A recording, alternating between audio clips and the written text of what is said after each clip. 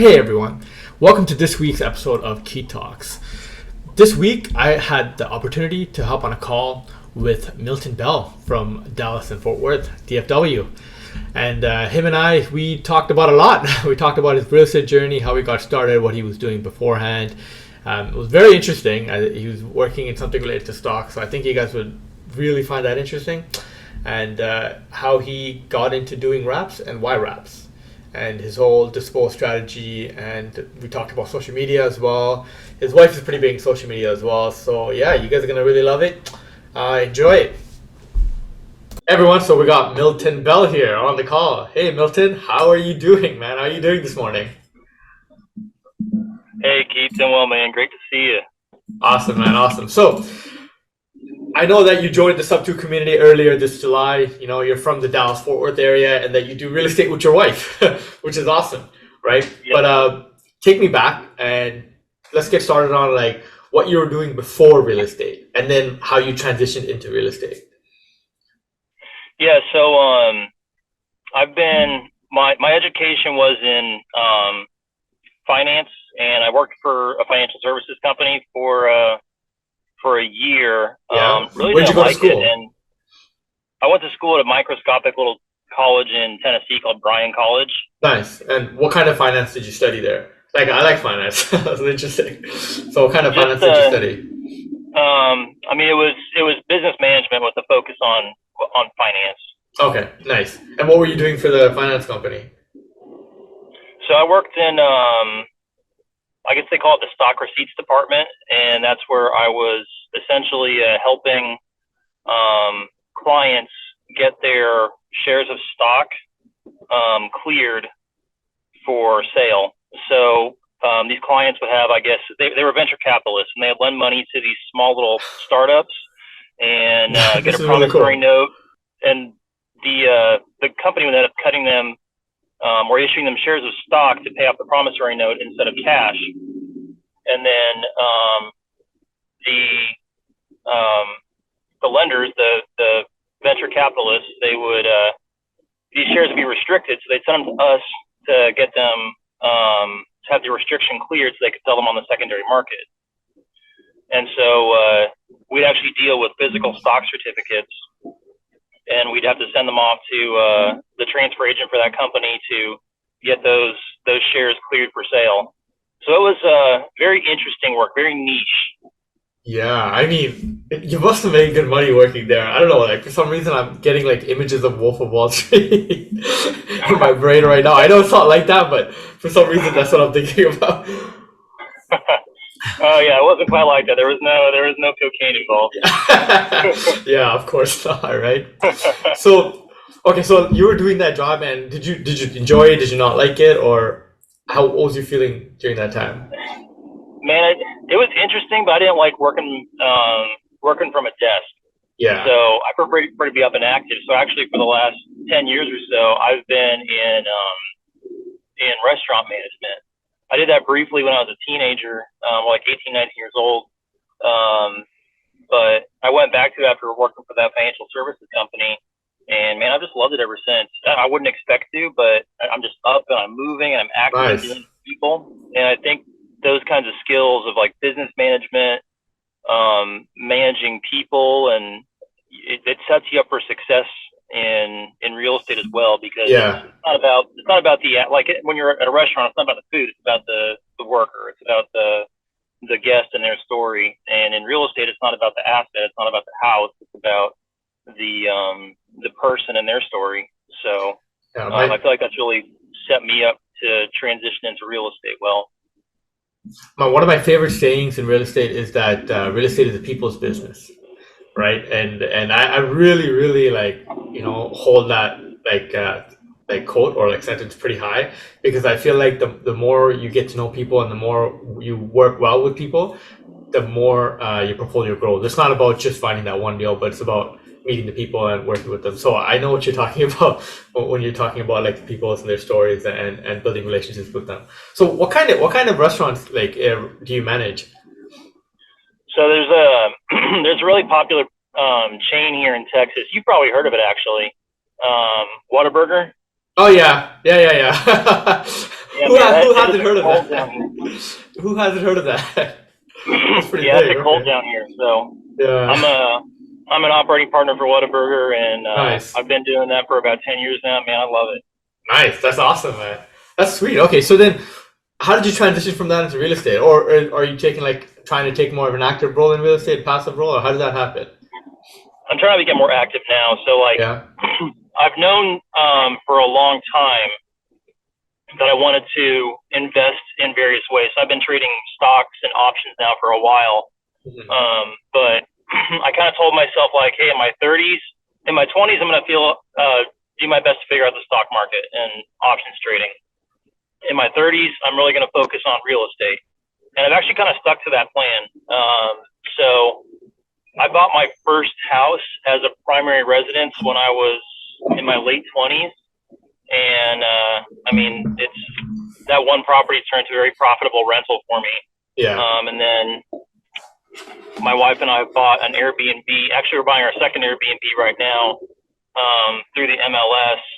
So we've been both very investment minded and wanted to get into real estate investing, but we didn't realize we couldn't find an effective way to scale until we stumbled upon creative finance. Because before Yeah. it's like, well, we just have to save up a 20% down payment, Yeah. go get a mortgage, buy it off the MLS, and what's worse right now is that there's no profit margin if you go shopping on the MLS. It was all right back in like 2021 to buy a property and hope to turn a profit, but now with interest rates the way they are, so at that point when I realized there was nothing you could just go buy on the open market and hope to turn a profit on, that's where I'm like, we got to figure out something else. How do we get properties without having to put down 20% and pay 8.5% interest? Yeah, so I guess that's how you stumbled across Pace Morby. As soon as you heard 2%, 3% mortgage, what? Probably caught your attention, right?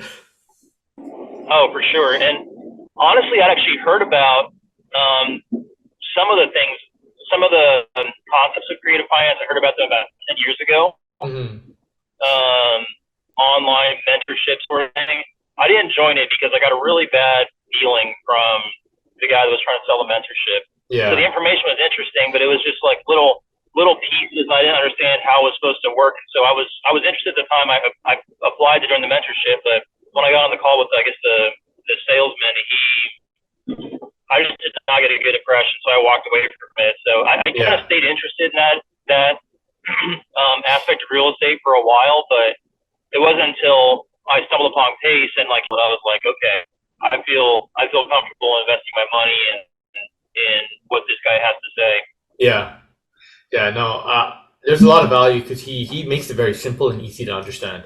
'Cause, as it is, a lot of people have a hard time understanding just how to get qualified for a conventional mortgage and just the basic things. So imagine trying to understand what a subto is, why some people would keep the mortgage in their name. How does that even make any sense? Even from a legal perspective to a individual perspective, why would somebody want to do that? All those things he dumbs it down so that a second grader can understand it, and that's what I like about it. Right? And then it's easy. Like when you understand it, you can relay it to other people, and you're able to actually do business using subto in a very easy fashion without making it too complicated. So I know where you're coming from when you say that, definitely. So you have a primary residence and you got into Airbnb. What niche in real estate are you trying to go in? Because there's a lot of things you can do, right? There you can do wraps, you can do Airbnbs, midterm rentals, you can do long-term rentals, you can flip properties, burr properties. I mean, the list goes on and on, right? But what's your goal? Like, what niche are you trying to do, or are you just trying to do a bit of everything? I would say a bit of everything, and we're trying to think in phases, because right now our main goal in life is to be able to leave behind our W-2s. Yeah. Okay. And we have good W-2 jobs, but we don't want to, we want to have the freelance schedule like all of us in real estate want to have. Yeah. So our goal right now, I mean, in the long term, I want to create a lot of wealth, but right now, my wife and I have agreed that hey, we need cash flow so we can afford to replace our income. Yeah. So as much as I want to buy and hold every single property, even if it's not cash flowing fantastic, we've agreed to focus on wraps for now. Nice. So we already have a long-term rental that is performing very nicely because I've held it for a while now. We have an Airbnb that's performing nicely, and we're actually closing on another Airbnb. We actually did buy up the MLS, but it's such a unique property, it kind of falls in that novelty space on Airbnb, so we didn't mind paying a premium for it. Mm-hmm. And that's also like a passion project for my wife, because she has a very successful social media following Nice. for like furniture flips, DIY type stuff. So she likes to go in and set up these Airbnbs and renovate, and she creates a lot of content around it. So that's more of a passion project for her. But in terms of like true real estate investing, right now we're just pursuing wraps to put some cash in our pocket and add some monthly cash flow. And then once that's kind of set up and coming in consistently, then we're going to focus more on either buying and holding or fixing and flipping. Nice, man. So like, are you guys open to working with other people on wraps, or are you just trying to just like get it yourself? Like, are you the wholesaler? Are you getting on the calls trying to find the homes yourself, or are you working with wholesalers? Are you JVing with people? Do you have capital partners to fund your projects? Like, kind of break it down with me, because like I do wraps as well. And so I'm really interested to know like what your take on it is, and because everyone that I spoke to, they're doing it a little bit differently. So I'm interested in knowing how you're doing it. Yeah, great question. So the first wrap, the one that should be closing in the next week or two, that was actually my first subto deal that I went and found myself. It was the first seller I ever spoke to. That's awesome. And we got them to agree to do subto. Amazing. So it was actually a friend of my wife, and unfortunately there was a murder suicide in the house. Oh, what? They wanted to offload the property. I mean, the property, there's no evidence on site of what happened, but even so, of course, they've got a bad story associated with this bad feeling. So talked to them, and we agreed to the terms, and so we took it over subto, and we're going to wrap that one to another buyer here in a couple of weeks. So I went out and found the one myself, so to speak. Nice. So then what's the interest rate on that subto? $399. Yeah, we're going to cash flow probably about $900 a month on that wrap. Oh man, that's amazing. That's almost $1,000 a month. That's really good for your first wrap too. You get like 10 of those. That's 10 grand a month. That's it. Right, there's your financial freedom. You can quit your W-2. Yeah, that's what we're saying. Is we kind of figure once we get to 5 wraps, including all of our other sources of income, because she gets like brand deals and stuff through her Instagram and the other properties we own and some other sources of passive income. So by the time we get to 5 wraps, we should be able to kiss the W-2s goodbye. So we're kind of pursuing that aggressively. And to finish answering your question about what strategy we're taking, at this point, I'm trying to buy up wrap opportunities in Texas and Oklahoma that are low entry fee, 6, 7, 8%. And less than preferably 10%. like 4 or less interest. Yeah, less than 10% entry fee, and then preferably 4 or less interest, and then just wrap them. I do want to get LLCs in all the Sun Belt states, but for now we're just in Texas and Oklahoma, so I'm looking to buy in those areas. Yeah. And then once we can afford to quit our jobs, then I'll get all the LLCs and all those southern states and the mountain states, and really get aggressive with it. Nice. So are you like funding this with just your own cash savings, or are you actually bringing in capital partners and like splitting the cash flow with them, or what route are you taking there? Yeah, so we're using savings, and we are also like borrowing against home equity on some of the other properties we have. Yeah. And right now, I like the idea of getting more capital partners involved. Yeah. But at the moment, my wife and I have kind of agreed that we want to use certain types of debt and not others until we get more comfortable with what we're doing. So what types of debt are you comfortable with? So at the moment, we'd rather borrow against our own assets as opposed to borrow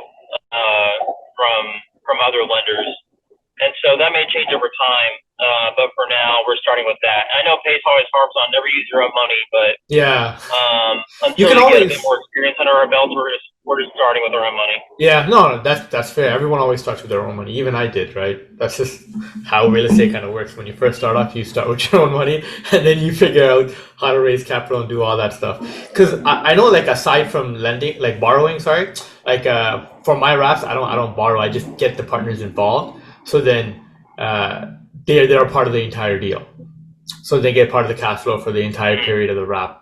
So it's not like makes sense, right? There's no interest that I'm paying. It's rather they just get 50% of the cash flow.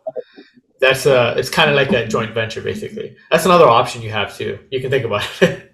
Because I know with that, because you're not borrowing, you're also like diversifying your risk as well, right? Because some of the risks there isn't like a lot of risk with wraps. It's very very like reduced. But even then, if something happens, like the seller sells the house, or you need to foreclose on them and then make the monthly payments, at least you have another partner there to split the payment with. So it kind of reduces your overall risks. That's the way I kind of say about it. Like the way I think about it is like I'm losing like half the cash flow, but I put in less money, and during the risk of foreclosure, if they're not making payments for like 4 or 5 months until I can kick them out and take the house back, during that time, at least like the mortgage is getting paid off 50-50 between me and another partner. So then, yeah, That's but true.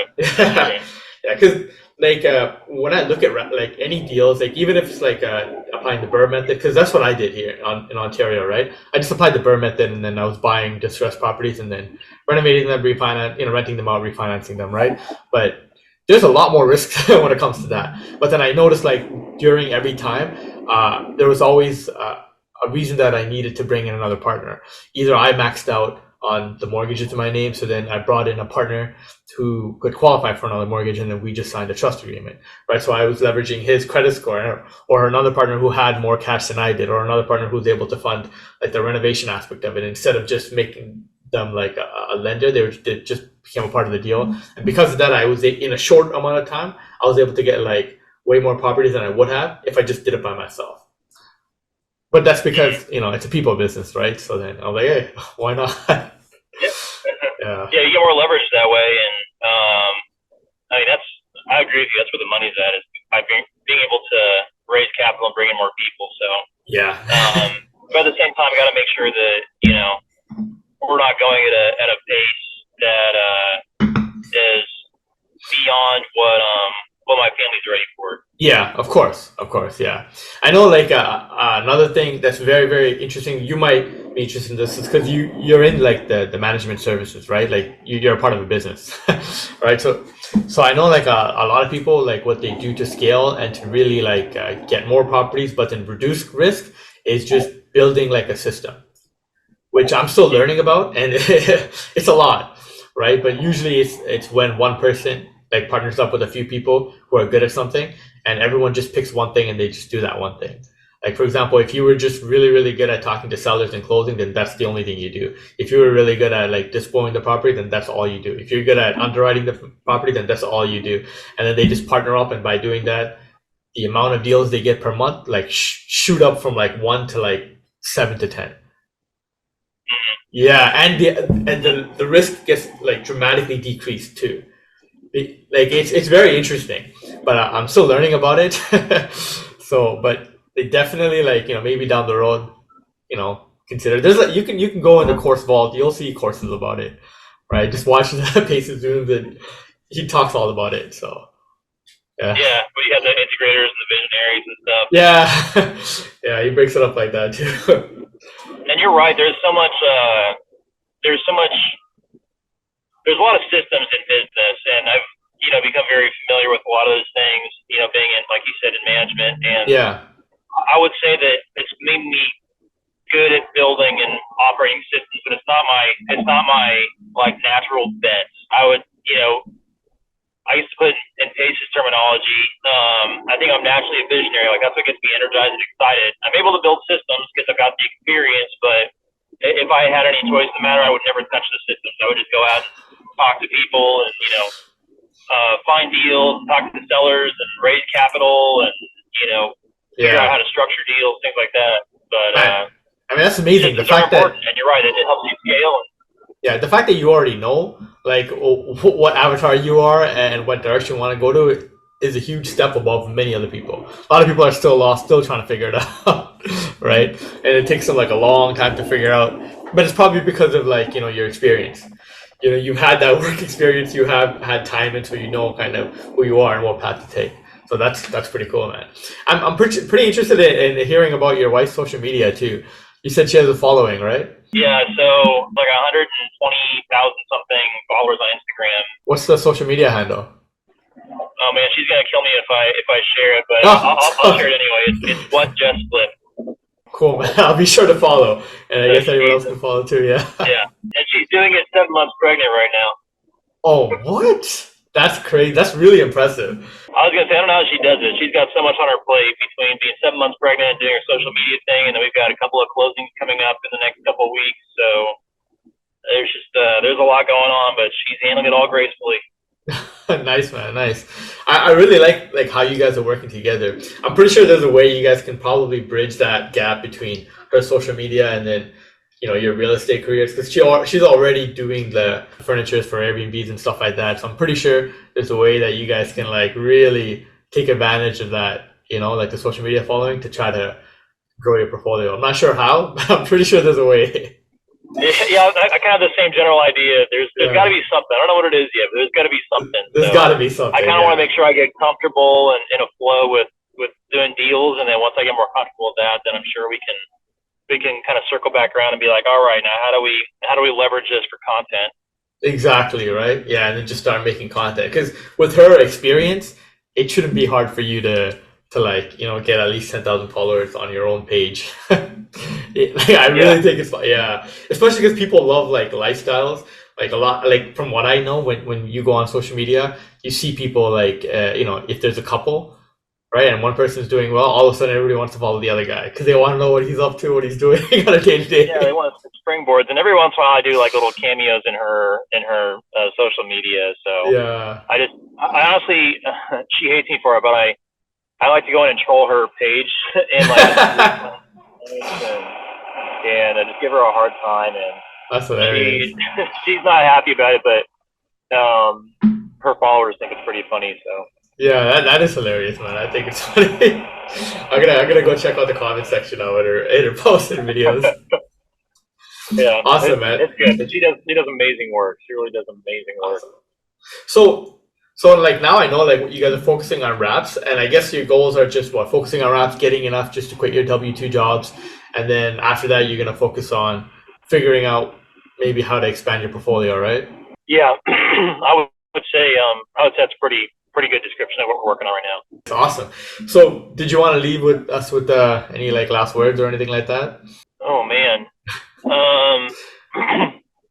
I'll share something I was thinking about yesterday. Yeah. And it's something that people say all the time, but I guess it was really resonating with me yesterday, is that the most valuable thing you can invest in is your own education, your own knowledge. I think the gap between people that know stuff or educated and those who don't, I mean, they can go out and, be successsual in any situation. If you were to take somebody like Warren Buffett or Bill Gates or Pace Morby and take away all of their resources and connections and stuff, but just leave them with their same like level of knowledge and experience, and you drop them on the street, like how long would it take them to become wealthy again? Yeah. They would know where to go, who to talk, what kind of people to talk to, what kind of things to say, and it wouldn't take long at all. And so I would, I'm just thinking like knowledge really is power, and just invest in your own education, and it just compounds. It compounds on top of all kinds of other things. Yeah. And if I can tie it into a point you were making earlier, is that based on my work experience, based on skills I've built from my job, it's helped springboard me into, I would say some more immediate success in real estate. Awesome, man. That's really powerful line. I love how you talked about knowledge there. I think it's both knowledge, and when you have the knowledge, you end up like attracting the right type of people as well, right? And then those two things combined together takes you straight to the moon. For real, and people, and there's credibility associated with that. I'll give one last quick little anecdote. I remember we were applying for a mortgage on a tiny little Airbnb up in Oklahoma earlier this year, and it was like a 135K property. It was just a small little thing that we were going to convert to an Airbnb, and we had to jump through 100 million hoops to try and apply for this stupid little 135K mortgage, even though we made good money. And then a week ago, my wife and I are walking a $2 million property with a seller, talking and about a way to structure a deal that doesn't involve any sort of cash out of our pocket, just because we knew what kind of stuff to talk about, how to talk in terms of their needs, and maybe no deal comes of it, but even just that side-by-side comparison of like, you just go with everybody knows, apply for a mortgage, and you're jumping through hoops and having to answer a million questions. But if you know what to talk about and who to talk to, you can be negotiating a $2 million asset with, no cash out of your pocket. So, that's the gap of knowledge, I would say. Man, that's the difference in knowledge made. Yeah, that's amazing. That's so powerful. Like, I really love that. Man, thank you so much, Milton. I really appreciate everything. And this conversation was really great. So, yeah, man. And if people want to follow you on social media, how can they find you? Oh, shoot, man. That's the one stumper. I haven't started my social media yet. So I'm What? out there. Your wife has 100,000 followers, man. You need to have social media. I know, right? She's got the wife with 100,000 followers and then the non-existent husband. So I am on Instagram. I've got if you want to be my 150th follower, yes, please. Be my guest. I will follow you right now. I'm not even joking. So what's your Instagram handle? That's a great question. Let me look it up. Come on, man. You don't have your handle memorized? I know. This is everything about real estate businesses is screaming at me right now for not having this set up. You got it, man. You got to have all your social media set up. It's Milton R. Bell. So Milton, it's Milton R. Bell. I don't think I posted in MiltonRbell. Oh yeah, I just followed you. Yeah, you got a picture right in front of Whataburger. Nice. Yeah, that's it. So I'll start putting some real estate stuff up there soon. Nice, man. I look forward to it. Hold my feet to the fire. Well, hopefully a few people start following you after they watch this video. So, right? You never know. Right. Yeah, I'll put up some good content for them. Awesome, man. All right. I look forward to your content too. Thank you so much again for coming on, man. Talk to you soon. Yeah, thanks, Keith. Great talking, man. You take care.